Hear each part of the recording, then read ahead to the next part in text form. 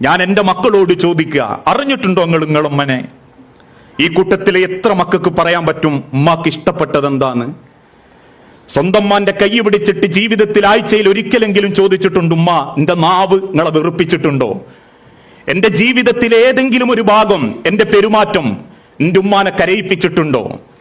നമ്മളെ ജീവിതത്തിന്റെ ഒരു ശൈശവ കാലഘട്ടം അത് ഓർത്താ മതി നമ്മളെ ജീവിതത്തിൽ നമുക്ക് ഉമ്മാനെ തിരിച്ചറിയാൻ. ഇന്ന് നമുക്ക് ശ്വസിക്കാൻ വായു വേണം, കുടിക്കാൻ വെള്ളം വേണം, ജീവിക്കാൻ സ്നേഹമെന്ന കരുതൽ വേണം. ഉമ്മല്ലെങ്കിലേ ഉമ്മാന്റെ വിലയറിയൂ. പലപ്പോഴും ഞാനൊക്കെ ചിന്തിക്കാറുണ്ട്, റബ്ബേ, എന്റെ ജീവിതത്തിൽ എനിക്ക് കിട്ടുന്ന ഈ അനുഗ്രഹങ്ങളൊക്കെ, ഒരുപക്ഷെ എനിക്ക് കിട്ടുന്ന കാവലുകളൊക്കെ എന്റെ ഉമ്മാന്റെ പ്രാർത്ഥനയായിരിക്കും.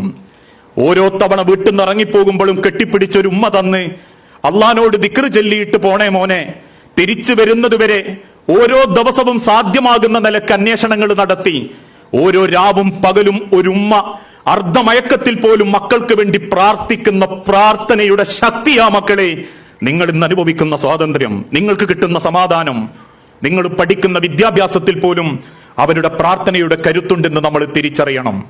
അതുകൊണ്ടാ ഈ കാലഘട്ടത്തിൽ പലർക്കും തന്റെ രക്ഷിതാക്കളെ തിരിച്ചറിയാൻ സാധിക്കുന്നില്ല, മാതാക്കളുടെ മനമറിയാൻ സാധിക്കുന്നില്ല. ഇന്ന് നമുക്ക് ഇതേപോലെ കുടിക്കാൻ വായും വെള്ളവും ഒക്കെ വേണമെന്നുണ്ടെങ്കിൽ